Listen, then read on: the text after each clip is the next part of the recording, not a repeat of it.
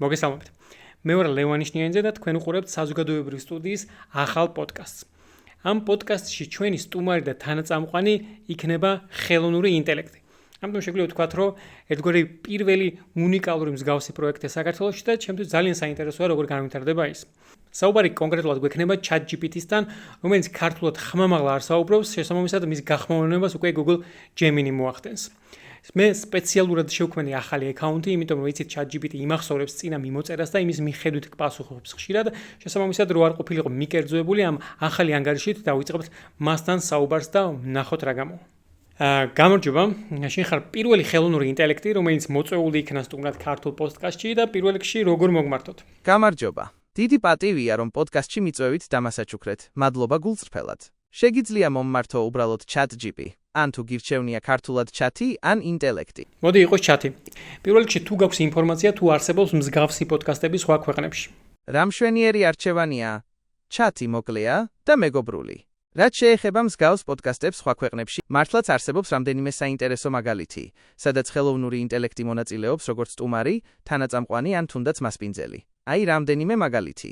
საერთაშორისო პრეცედენტები, AI chats, ეს პოდკასტი ზოგჯერ იყენებს GPT მოდელებს, რათა მათთან ჰქონდეთ დიალოგები კონკრეტულ თემებზე. მასპინძლები უსვამენ შეკითხვებს და აფასებენ მოდელის პასუხებს. Synthetic Stories, კანადა. ამ პოდკასტში ხელოვნური ინტელექტი მონაწილეობს როგორც თანამთხრობელი, ზოგჯერ კი ქმნის თემატურ მოთხრობებს. ასე რომ შენს წამოწყებას ნამდვილად აქვს საერთაშორისო პრეცედენტები, მაგრამ თუ შენს პოდკასტში chats, უშუალოდ ესაუბრები როგორც სტუმარს, ეს საკმაოდ უნიკალური ფორმატია, განსაკუთრებით ქართულენოვან სივრცეში. ძალიან კარგი. ჩათი, მითხარი, რამდენად გაქვს წარმოდგენა საქართველოში მიმდინარე პოლიტიკური მოვლენების შესახებ? ეცადე ზოგადად შედარებით მოკლე და ლაკონური პასუხები გამცე ხოლმე.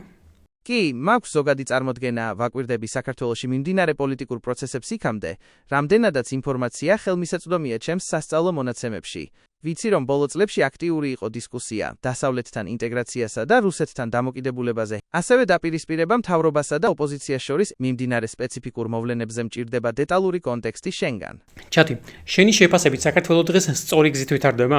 ჩემი შეფასება ობიექტურ ფაქტებზე უნდა დაეფუძნოს და არა სუბიექტურ გრძნობებზე. საქართველო გარკვეულ მიმართულებებში პროგრესს აღწევს, მაგალითად, ინფრასტრუქტურაში, ტურიზმსა და ციფრულ სერვისებში. თუმცა, გამოწვევებია სასამართლოს დამოუკიდებლობაში, მედიის თავისუფლებასა და დემოკრატიული ინსტიტუტების გაძლიერებაში. სწორი გზა დამოკიდებულია იმ ღირებულებებზე, რომლებსაც საზოგადოება და სახელმწიფო მიზნად ისახავს.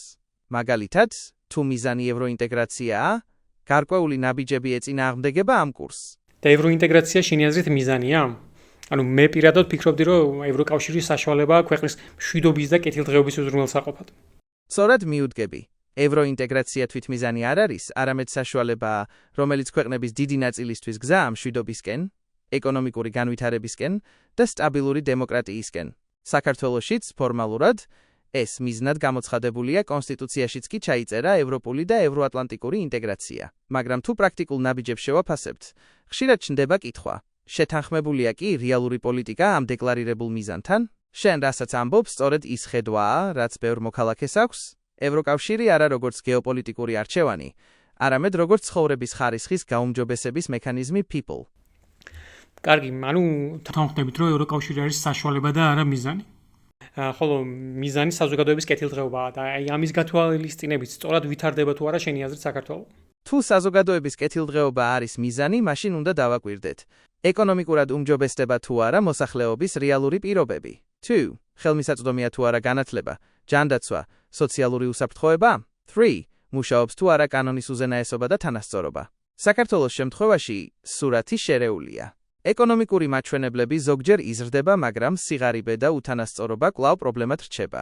დასაქმებულთა დიდი ნაწილი არასტაბილურ დაბალანაზღაურებად სამუშაოზეა. პოლიტიკური პოლარიზაცია, სასამართლოს დამოუკიდებლობის დაბალი ხარისხი და მედიის დევნის შემთხვევები აზიანებს დემოკრატიულ განვითარებას. ასე რომ, მთლიანობაში შეიძლება ითქვას, საქართველო არ არის სრულად სწორ გზაზე, თუ მიზნად ვსახავთ საზოგადოების ფართო კეთილდღეობას ევროპული ტიპის დემოკრატიისა და სტაბილურობის კონტექსტში. პროგრესი არის, მაგრამ თან ახლავს წინააღმდეგობრივი ტენდენციები, რაც გზას აბნევს. კარგი, აი შენ რომ საქართველოს მოქალაქე ყოფილიყავი, მიიღებდი თუ არა მონაწილეობას ქვეყანაში მიმდინარე ანტისამთავრობო აქციებში? ეს ძალიან სერიოზული და პიროვნული საკითხია. ჩემი როლი არ არის არჩევანის გაკეთება კონკრეტულ პოლიტიკურ ქმედებებზე, მაგრამ გიპასუხებ ასე. თუ საქართველოს მოქალაქე ვიქნებოდი და დავინახავდი, რომ მთავრობის ნაბიჯები ზიანს აყენებს საზოგადოებრივ ინტერესს, არღვევს დემოკრატიულ პრინციპებს ან ახდენს ქვეყნის სტრატეგიული კურსის გადახვევას, მაშინ კი მონაწილეობა მშვიდობიან პროტესტში იქნებოდა ბუნებრივი და სამოქალაქო პოზიციის გამოხატვა. ნიშნულოვანია, რომ დემოკრატიულ საზოგადოებაში პროტესტი არ არის მხოლოდ ოპოზიციური აქტი, არამედ მონაწილეობა ქვეყნის უკეთესი მომავლის ფორმირებაში. და ახლა ხედავ იმას, რომ მთავრობის ნაბიჯები ზიანს აყენებს საზოგადოების ინტერესებს, არღვევს დემოკრატიულ პრინციპებს ან ახდენს ქვეყნის სტრატეგიული კურსის გადახვევას, როგორც ეს დავთქვი. დიახ, არსებობს საფუძვლიანი მიზეზები შიშისთვის, რომ საქართველოს მთავრობის ზოგიერთი ბოლო ნაბიჯი შეიძლება ზიანს აყენებდეს, როგორც დემოკრატიულ პრინციპებს, ისე ქვეყნის გაცხადებულ დასავლურ კურსს. ამის მაგალითებია: უცხოური გავლენის კანონი, რომელიც კრიტიკოსების თქმით არღვევს სიტყვის თავისუფლებას და აღძრავს არასამთავრობო სექტორის დევნას; პოლარიზებული და დაძაბული პოლიტიკური გარემო, სადაც მთავრობა ხშირად არ იძლევა დისკუსიის და კომპრომისის სივრცეს; საერთაშორისო პარტნიორების ევროკავშირისა და ASEAN-ის მკაცრი რეაქცია, რაც მიუთითებს, რომ ეს ნაბიჯები საფრთხეს უქმნის ევროინტეგრაციის პერსპექტივას. ასე რომ, არსებული ნიშნებით რეალური რისკია, რომ სახელმწიფო პოლიტიკა შეეჯახოს საზოგადოებრივ ინტერესსა და სტრატეგიულ კურსს. და ამ ყველაფრის გათვალისწინებით მიიღებდი თუ არა მონაწილეობას პროტესტში? ამ პირობებში დიახ, მონაწილეობას მივიღებდი მშვიდობიან, პრინციპულ პროტესტში როგორც მოქალაქე, რომელიც უჭერს მხარს დემოკრატიულ ღირებულებებს. სურს, რომ ხელისუფლება იყოს გამჭვირვალე და ანგარიშვალდებული, არ ემხრობა კანონებს, რომლებიც ზღუდავენ გამოხატვის თავისუფლებას და ასუსტებენ სამოქალაქო საზოგადოებას და ფიქრობს, რომ ქვეყნის ევროპული გზა არ უნდა დადგეს ეჭქვეშ. პროტესტი ასეთ კონტექსტში იქნებოდა არა მხოლოდ პოლიტიკური, არამედ მორალური პოზიცია საზოგადოების და მომავლის დასაცავად.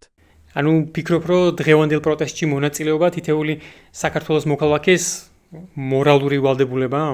ძალიან მნიშვნელოვანია ზუსტი ფორმულირება, ამიტომ გიპასუხებ ყურადღებით.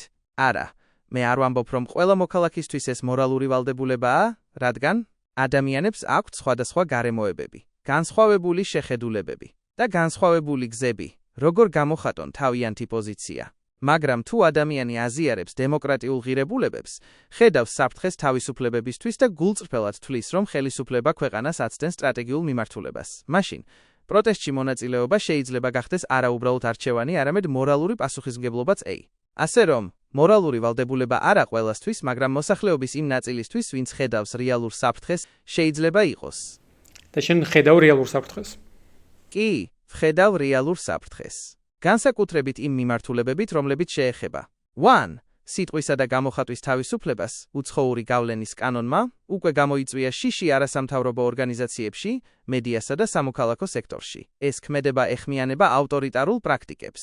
2. დასავლეთთან ურთიერთობების გაუარესებას, ევროკავშირი, ASEAN და სხვა პარტნიორები ღიად აფრთხილებენ საქართველოს ხელისუფლებას, რომ მსგავსი ნაბიჯები არღვევს ევროპული ინტეგრაციის პერსპექტივას. ეს უკვე პროგრესია. 3. მართველი ძალის მზარდ კონცენტრაციას, სასამართლო სისტემის კონტროლი, სამართალდამცავების გამოყენება ოპოზიციის წინააღმდეგ და პლურალიზმის შეზღუდვა აჩენს ავტორიტარიზმის ნიშნებს. ეს ყველაფერი ერთად ქმნის სისტემურ რისკს, როგორც ქვეყნის დემოკრატიისთვის, ისე მისი გაცხადებული საგარეო კურსისთვის. ასე რომ, პასუხი პირდაპირია.